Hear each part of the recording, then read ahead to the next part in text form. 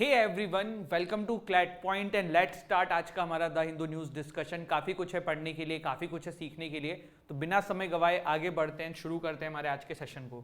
देखिए, CLAT UG 2024 के लिए हमने अवेंजर बैच शुरू कर दिया है।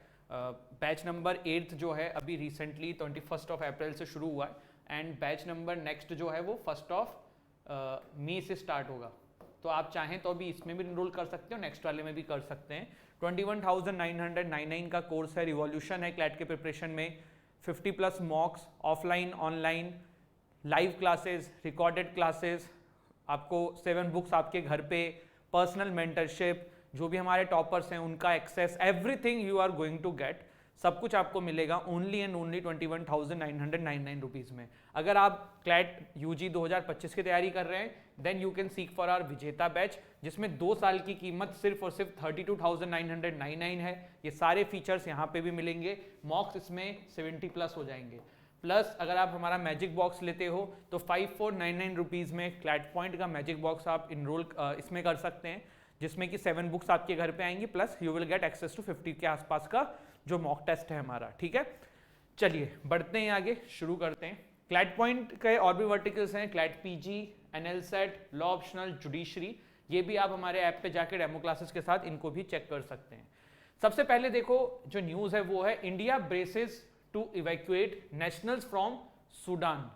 देखो, मैं पहले कुछ भी बताऊं ना, थोड़ा सा सूडान का मैप देख लेते हैं। ये अपना प्यारा भारत है और ये आपका क्या है, सूडान है। जब भी मैं आपको बार बार ये चीज बोलता हूं, वर्ल्ड में किसी भी कंट्री के बारे में जब भी न्यूज़ पढ़ो या स्टेट में, भारत के भी किसी स्टेट के बारे में पढ़ो, दिमाग में क्लिक किया करो कि मैप में कहाँ है, वर्ल्ड में कहाँ है। देखो, लॉन्ग टर्म के लिए पढ़ाई करो कि जो जिंदगी भर काम आए। जैसे कि मैं आपको उसका एक एग्जाम्पल देता हूँ। मेरा एक कजिन है, तो अभी उसका रिसेंटली जो है वो पुणे में एडमिशन हुआ, तो ही वॉज ट्रेवलिंग, तो उसका जो फ्लाइट होता है वो, मतलब कभी कभी फ्लाइट क्या होती है, ब्रेक करके फ्लाइट होती है। जैसे कि पहले आप गुजरात जा रहे हो, आप अहमदाबाद जा रहे हो, फिर वहाँ से आप पुणे जा रहे हो, तो he took the flight from Lucknow and he went to Gujarat. ठीक है, फिर then he went to Pune. फिर उसको ना ये चीज़ समझ में नहीं आया कि मैं किधर से ट्रैवल कर रहा हूँ, ऑल्दो मतलब अभी वो ग्रेजुएशन के लिए जा रहा है। तो इसने मुझे हिट ऐसे किया कि हम लोग ना बचपन में पढ़ते हैं बट कभी हमने उसको सोच के नहीं देखा। उसको ये नहीं समझ में पुणे में इतना मौसम ऐसा क्यों है, गुजरात में एक्चुअली ये ठंड के समय की बात है। पुणे में ठंड इतनी नहीं पड़ती जितनी कि हमारे इन एरियाज में पड़ती है। तो उसने यही, उसको समझ में नहीं आ रहा था कि क्या हो रहा है। तो ये सब मैप से आप समझोगे कि नीचे का जो एरिया है यहाँ पे ह्यूमिडिटी क्यों होती है, ऊपर के एरिया में ठंड क्यों होती है, पहाड़ों में ठंड क्यों होती है। तो इसलिए मैप बहुत जरूरी होता है। तो सूडान जो है ना वो यहाँ पे है, ये देख लो। अब यहाँ पे न्यूज़ है कि इंडिया जो है ना इवैक्यूएट करने वाला है नेशनल्स फ्रॉम सूडान। सूडान की कैपिटल क्या है, दिमाग में सोचो। पहले ना मैं आपको कंटेक्स्ट बताता हूं कि सूडान में हो क्या रहा है, फिर हम इस न्यूज़ को कवर करेंगे। ठीक है, तो सूडान की जो ये कॉन्फ्लिक्ट है ना, ये आप देख सकते हो काफी समय पहले से, जब प्रेसिडेंट उमर अल बशीर, क्या नाम है इनका, प्रेसिडेंट उमर अल बशीर, ऑल्दो वो भी ऑथोरिटेरियन ही थे, मतलब जबरदस्ती बने हुए थे, कोई हटा नहीं रहा था उन्हें, डेमोक्रेटिकली नहीं थे। तो उनके अगेंस्ट में जनता ने प्रोटेस्ट किया था, फिर आर्मी ने कूप करके इनको हटा दिया था। फिर बात ये हुई थी कि 2013 के एंड में इलेक्शन कराए जाएंगे, बट ये ना ठंडे बस्ते में चला गया है। ये क्यों गया है इसके बारे में बताता हूँ आपको। पहले आप इतना समझ लो, ये बशीर चले गए, ये हुआ, फिर यहाँ पे ना एंट्री होती है। किसकी एंट्री होती है, सोच के देखो, थोड़ा नाम याद करो कि आज की डेट में आप काफ़ी बार पढ़ते भी होगे कि यार ये है नाम है, वो नाम है, ऐसे हैं वैसे हैं। तो एक शख्स ये है और एक शख्स ये है, और इन दोनों के बीच में पंगा चल रहा है। किन किन के बीच में चल रहा है, इन शख्स के बीच में और इन शख्स के बीच में। इन दोनों का नाम सोचो। देखो, मैं तो आपको बताने के लिए हुई, लेकिन मेरा ये मानना है कि एज ए स्टूडेंट ना आप लोगों को भी चीज़ समझ में आनी चाहिए। तो देखो, सूडान की हालत क्यों खराब है, पहले हम वापस इतिहास पे आते हैं, फिर इन नामों पे भी आएंगे। तो सूडान में क्या हुआ, अब देखो जनता अभी भी प्रोटेस्ट कर रही है कि भाई हमें सरकार चाहिए। ठीक है, तो इलेक्शन होने की बात करी गई थी कि कैसे जनता के लिए डेमोक्रेसी लाई जाएगी, ये होगा वो होगा। तो वहीं पे ना आपके इनके यहाँ पे 2 फोर्स है। 2 फोर्स में एक फोर्स का नाम है आरएसएफ, जिसको पैरामिलिट्री फोर्स भी बोला जाता है, 2013 में स्टेब्लिश हुई थी, और एक इनकी है आर्मी। ठीक है, मैं स्पेलिंग यहाँ पे चेक करके आपको लिख देता हूँ दोनों की, जिससे कि समझने में थोड़ा इजी हो जाएगा।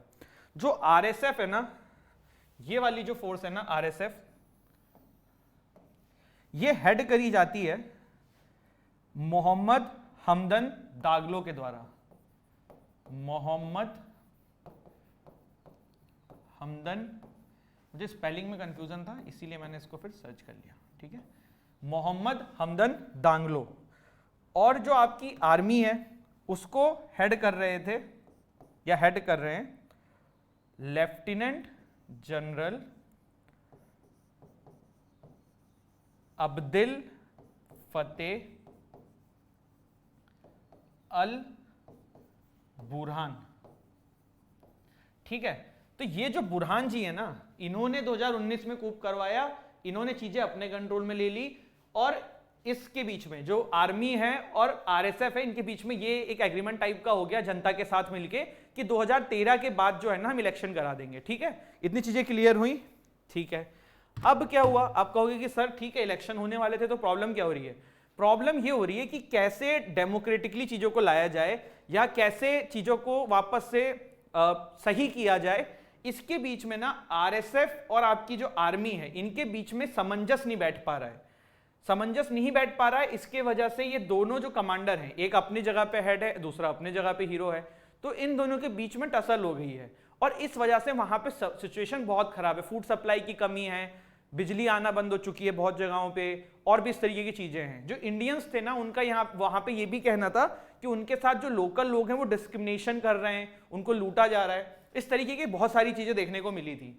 ये जो है ना, अब मुझे एग्जैक्ट अभी याद नहीं आ रहा है, ये बुरहान है शायद, और ये आपके जो हैं आरएसएफ वाले हैं, ये दोनों आप देख लेना, कंफर्म कर लेना, बट 99% ये बुरहान है और ये जो आपके हैं रैपिड सपोर्ट फोर्स जो आरएसएफ है उसके हेड हैं, ठीक है। इनका क्या नाम था रैपिड सपोर्ट फोर्स वाले का? दांगरो के नाम से हम ध्यान रख लेते हैं, ठीक है। तो अभी इन दोनों के बीच में टसल हो चुकी है कि भाई मैं ये कह रहा हूं, ये कह रहे हैं, और हुआ क्या, आरएसएफ ने ना अपनी सेना को काफी जगहों पे अभी पूरे सुडान में पहुंचा दिया है। तो उसके बाद आर्मी जो है ना और चिंता में आ गई है कि भाई ये कर क्यों रहे हैं ऐसा, जब हम कर रहे हैं चीजों को तो इसमें फिर ये क्यों कर रहे हैं। तो इन दोनों के बीच में आपस में वो नहीं हो पा रहा है, दोस्ती नहीं हो पा रही है, ठीक है। अब क्या हुआ, हमारी जनता वहां पे फंसी हुई है, तो उनको जो इंडियन वहां पे रह रहे हैं उनको निकालने के लिए हमारी सरकार ने ऑपरेशन कावेरी चलाया है। बहुत इंपॉर्टेंट है ये, ऐसे बहुत बार एग्जाम में आ जाता है कि भाई कौन सा ऑपरेशन चलाया था, तो इसका क्या नाम है, ऑपरेशन कावेरी। किसको कहां से लाया जा रहा है? सूडान से लोगों को इंडिया में लाया जा रहा है, ठीक है। क्या नाम है इसका? ऑपरेशन कावेरी, ठीक है। अब थोड़ा सा और न्यूज पढ़ते हैं क्या क्या हो रहा है। करीबन 3000 के आसपास इंडियंस जो हैं वहां पे स्टक हैं। नेशनल कैपिटल मैंने आपसे पूछा था इनकी क्या है, तो खार्तूम है, ठीक है। ऑपरेशन कावेरी, हमारे जो फंसे हुए लोग हैं वहां पे उनको वापस लाने का प्रयास कर रही है हमारी सरकार। इसमें यह भी लिखा हुआ है कि C-130J हैवी लिफ्ट एयरक्राफ्ट पहले भेजा था, साथ ही साथ INS सुमिधा को भी भेजा गया था लोगों को वापस लाने के लिए। तो ये वाली चीज है। हुआ क्या, डिसएग्रीमेंट हो गया RSF एंड SAF जो सुडानीज आर्म्ड फोर्स है, जिसको हम डायरेक्टली आर्मी कह सकते हैं, कि कैसे जो है सत्ता परिवर्तन लाया जाएगा। उसके चलते हुए अभी बहुत ज्यादा सिचुएशन वहां पे खराब हो चुकी है। तो दिस इज अबाउट सुडान और ये इनकी क्राइसिस थी। आई होप आपको क्लियर हो गया होगा। दूसरा न्यूज जो है वो है after death of 2 cheetahs MP seeks new site for felines. देखो हुआ क्या है, हमने सब पढ़ा हुआ है, बस जल्दी से रिवाइजन कर लेते हैं। भारत में चीता लाए गए, कहां से? अफ्रीका से, नामीबिया से। कहां पे लाए गए? कूनो नेशनल पार्क में लाए गए, ठीक है। 2 सेट में लाए गए थे, आई थिंक एक पहले 8 आए थे फिर 12 आए थे, एक बार मैं कंफर्म कर लूं ये, हाँ पहले 8 आए थे फिर दूसरे आपके 12 आए थे। पहले क्या हुआ, कुछ दिन पहले कूनो नेशनल पार्क में एक की डेथ हो गई, अभी कल हमने देखा कि सेकंड की भी डेथ हो गई।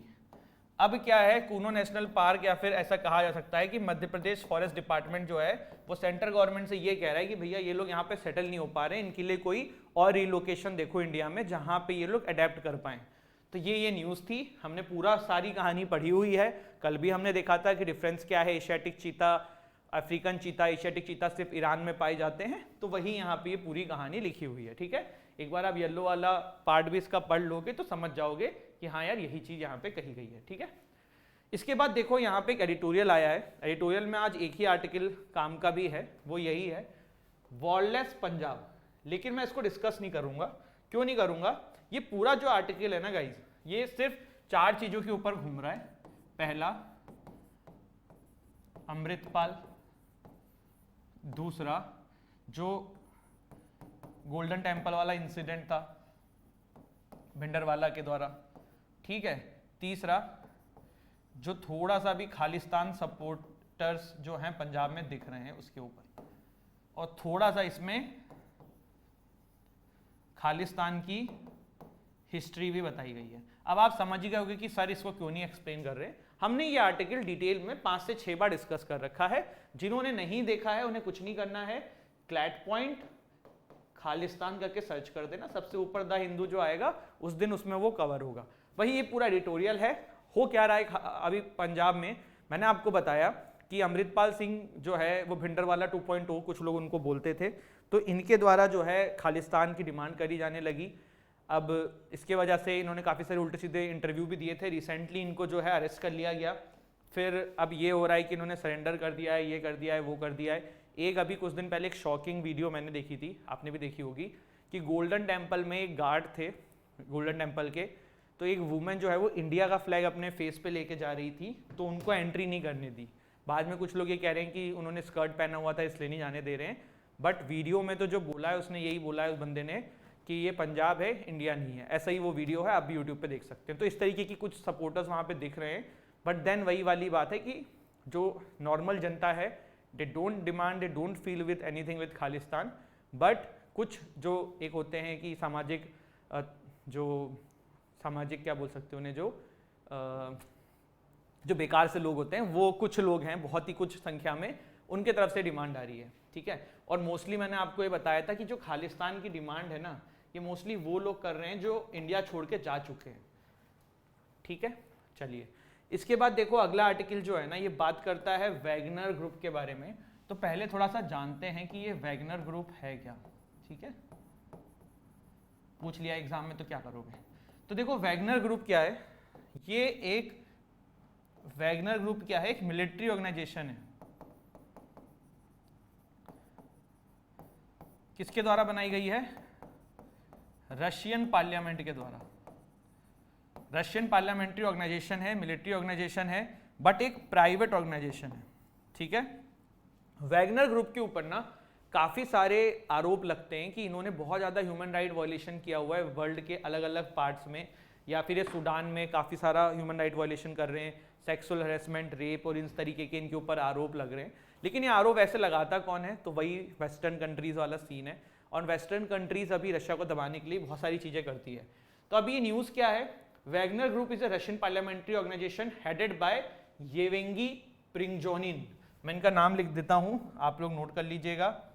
ठीक है, इनका नाम है, जो इसको हेड करते हैं, येवेंगी, पुतिन जी की ये मिलिट्री है बट प्राइवेट है, प्रिगोजिन, PRIGONZIN। ठीक है, तो ये इसके क्या हैं? हेड हैं। ऐसा इनके ऊपर आरोप लगा है वैगनर ग्रुप के ऊपर कि सूडान, माली, सेंट्रल अफ्रीकन रिपब्लिक और भी लीबिया, ऐसी जगहों पे इन लोगों ने काफ़ी ज़्यादा देखो सिक्योरिटी प्रोवाइड करी है। मतलब बेसिकली जहाँ जहाँ पे वर्ल्ड पे प्रॉब्लम होती है, वो कंट्रीज जो हैं वो रशिया से सपोर्ट मांगती हैं। तो रशिया प्राइवेट मतलब ये प्राइवेट कंपनी है, तो काइंड ऑफ प्राइवेट मिलिट्री इनको भेजती है कि जाके तुम सपोर्ट दो, वहाँ पे चीज़ें सिक्योरिटी मेंटेन रखो। बट इनके ऊपर आरोप लगाया कि इन्होंने इन एरियाज़ में काफ़ी सारा ह्यूमन राइट वायलेशन किया है, सेक्सुअल हरेसमेंट के आरोप हैं और बहुत सारी इस तरीके की चीज़ें हैं। ठीक है, चलिए बढ़ें आगे। तो इसलिए अब ये न्यूज़ में था। इसके बाद देखिए हमारी सुप्रीम कोर्ट ने अभी कदम उठाया है। वो क्या उठाया है? Chief justice of India DY Chandrachud on Monday announce that supreme court has created a special web page. क्या क्रिएट किया गया है? Web page. किस चीज की स्टडी के लिए? केशवनंदा भारती केस की स्टडी के लिए। केशवनंदा भारती केस क्या है? ये हमने आज से 20 या 25 दिन पहले कवर किया था। जिन्होंने हिंदू रेगुलर फॉलो किया होगा उन्हें पता होगा, सेम प्रोसेस फॉलो करना। Keshavananda Bharati case CLAT point नहीं मिलता है तो कल मैं वो डेट भी बता दूंगा कि किस दिन हमने डिटेल में डिस्कस किया हुआ है। तो यहाँ पे इसके लिए एक वेब पेज बनाया गया है। आपको पता ही होगा कि केशवानंदा भारती केस में 13 जजेस की बेंच बैठी थी और इसमें 7:6 का वर्डिक्ट आया था कि भैया बेसिक स्ट्रक्चर को जो पार्लियामेंट है इट कैन नॉट खारिज कर सकता। ठीक है, तो ये था, ये 1973 का वर्डिक्ट था। कब आया था गाइस? ये 1973। पूरा डिटेल में मैंने उस सेशन में डिस्कस किया है, बेसिक स्ट्रक्चर डॉक्ट्रिन या फिर केशवानंदा भारती केस। अभी हमको सिर्फ छोटा छोटा समझना है कि क्या चीज़ थी, तो इसीलिए मैंने आपको यहाँ पे छोटा छोटा बता दिया है कि भाई वेब पेज बनाने की बात हुई है। ठीक है, केशवानंदा भारती केस को जिससे लोग स्टडी कर सकें, 7:6 में वर्डिक्ट आया था कि बेसिक स्ट्रक्चर डॉक्ट्रिन क्या होती है, कैसा होता है, और पार्लियामेंट के पास ये पावर नहीं है कि वो बेसिक स्ट्रक्चर को खारिज कर सके। देखो कुछ समय पहले पार्लियामेंट ने NJAC लाया था, नेशनल जुडिशियल अपॉइंटमेंट कमीशन, तो उसको भी खारिज कर दिया गया था सुप्रीम कोर्ट के द्वारा। कहा था कि भैया ये इंटरफेरेंस है जुडिशरी के अंदर and it is clearly violation of basic structure. तो ये केशवानंदा भारती केस हमारे देश में एक बहुत ही, एज ए लॉ स्टूडेंट आप इसको बहुत डिटेल में पढ़ोगे कॉन्स्टिट्यूशन में, जब फ्यूचर में कॉलेज में जाओगे, तो one of the biggest tool है हमारी कोर्ट्स के पास, जुडिशरी के पास आज की डेट में अगेंस्ट द गवर्नमेंट की मनमानी। ठीक है, अभी इसमें देखो कुछ कहानी लिखी हुई है, उसको भी हम समझ लेते हैं। मैंने ये बताया हुआ था वैसे, जब केशवानंदा भारती केस के बारे में आपको बताया था, आपको जान के ताज्जुब होगा कि जब 1973 में केशवानंदा भारती केस आया था, तो इसमें जिन्होंने वर्डिक्ट दिया था उसमें ना 3 सीनियर मोस्ट जजेस थे। देखो चीफ जस्टिस कौन बनता है सुप्रीम कोर्ट का? जो सीनियर मोस्ट जज होता है उसी को बनाते हैं सीनियरिटी वाइज। लेकिन क्योंकि 7:3 का वर्डिक्ट था, तो इसमें जो 7 में टॉप 3 सीनियर बंदे थे ना, उनको बाईपास करके यहाँ पे AN राय साहब को चीफ जस्टिस बना दिया था, जो कि 4th नंबर थे सीनियरिटी में। ठीक है, जो कि 4th नंबर थे सीनियरिटी में, इनको बना दिया गया था। और जो टॉप 3 थे उनको इग्नोर कर दिया गया था, जिसकी वजह से टॉप 3 जो थे आपके justice JM सहलत, KS Hegde, AN Grover, इन्होंने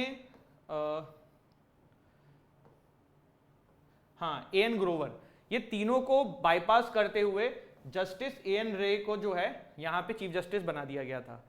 इसके बाद ये जो तीनों सीनियर मोस्ट जजेस थे, इन्होंने रिजाइन भी दे दिया था। देखो एक्चुअली में क्या था उस समय ना, गवर्नमेंट के, जब केशवानंदा भारती केस आप पढ़ोगे, जो मैंने एक सेशन में बताया, तो आप समझोगे कि ये एक बैकग्राउंड है। इससे पहले गवर्नमेंट वर्सेस कोर्ट चल रहा था, कभी गवर्नमेंट ऊपर होती, फिर कोर्ट उसको खारिज करती, तो गवर्नमेंट फिर कोई लॉ ले आती। तो केशवानंदा भारती केस में कोर्ट ने पूरी ऐसा सिस्टम हिलाया कि कहा भाई तुम जो अमेंडमेंट लाना है ले आओ, लेकिन तुम बेसिक स्ट्रक्चर को वायलेट नहीं कर सकते हो। बेसिक स्ट्रक्चर क्या है हम बताएंगे। तो ये जो, इससे सरकार इतनी खुन्नस खा गई कि जो टॉप 7 जजेस, मतलब जो 7 में थे जिन्होंने बेसिक स्ट्रक्चर को सपोर्ट करते हुए अपना फैसला दिया था, उसमें जो टॉप 3 थे उनको इग्नोर किया गया। जो सीनियरिटी वाइज जिनको चीफ जस्टिस बनाना था, जो 4 सीनियर थे उनको चीफ जस्टिस बना दिया।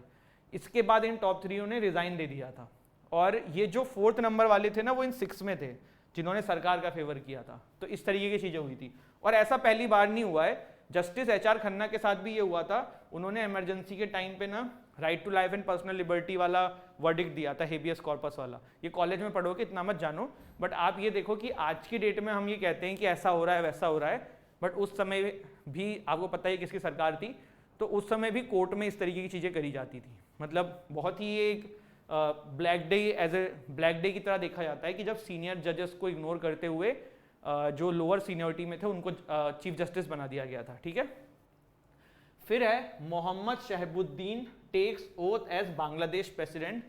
तो मोहम्मद शहबुद्दीन जो है वो 22nd प्रेसिडेंट ऑफ बांग्लादेश बन गए हैं। इससे ज़्यादा इसमें कुछ जानने की जरूरत नहीं है। Giga Chat from Russia plans to compete with US chat GPT। तो स्पेयर करके ना रशिया की एक कंपनी है, जो टेक्नोलॉजी कंपनी है, इन्होंने बोला है कि भैया हम बना रहे हैं चैट GPT ऑफ रशिया और उससे बेटर, जिसका नाम है गीगा चैट। ठीक है, तो थोड़ा नाम ध्यान रखना, कहीं आ जाए तो आपको पता होना चाहिए। इसके बाद देखो एक न्यूज़ है, एग्जाम के पर्सपेक्टिव से नहीं है लेकिन हाँ जान लो। देखो बात हो रही है किसकी? केन्या की। केन्या में हो क्या रहा है यार, एक कल्ट प्रैक्टिस हो रही है, और इस कल्ट प्रैक्टिस में क्या कर रहे हैं, लोगों को कहा जा रहा है कि तुम फास्ट रहो, मतलब तुम व्रत इतने दिन तक रहो कि तुम्हारी मृत्यु हो जाए, डेथ बाय स्टारवेशन। और ये कल्ट लोग फॉलो भी कर रहे हैं। ऐसा क्यों कह रहे हैं? जो कुछ चर्च के लीडर्स हैं उन्होंने ऐसा कह दिया, और क्यों कहा कि आपको इससे भगवान की प्राप्ति हो जाएगी, आप इस तरीके से मृत्यु लोगे। तो अभी 73 के आसपास लोग इस तरीके से मर गए हैं। इसके चलते हुए जो चर्च के एक लीडर हैं जिनका नाम इसमें आ रहा है पॉल मैकेंजी, उनको अभी ढूंढा जा रहा है कि वो कहाँ हैं और इसको रोक लगाई जाए। तो देखो इस तरीके के कल्ट की प्रैक्टिस भी हो रही है। ऐसा नहीं है कि ये पहली बार ऐसा हो रहा है, बहुत सारे वर्ल्ड के कंट्रीज में ऐसा होता है, और इंडिया में तो आप अलग अलग पार्ट्स में अलग अलग टाइप के कल्ट को फॉलो होते हुए देखोगे।